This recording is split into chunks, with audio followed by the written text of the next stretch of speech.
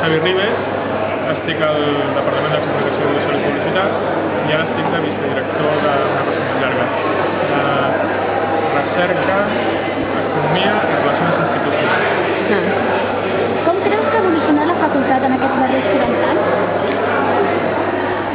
Doncs en l'aspecte que em toca més a mi per les assignatures que dono, que són més relacionades amb tecnologia, doncs evidentment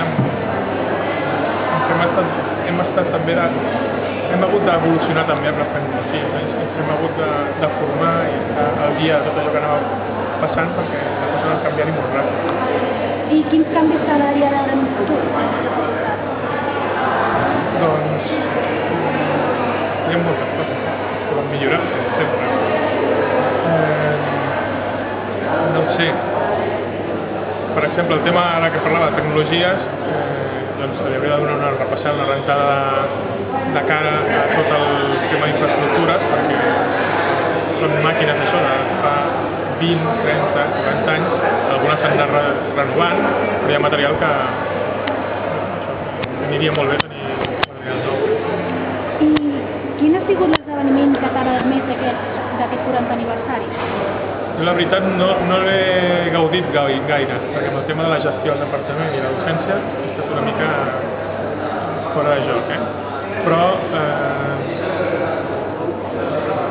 el fet de la lliçó laboral, que no era ben bé del 40 aniversari, però sí que va tenir relació, va ser una de les activitats que vaig anar i m'ho vaig passar molt.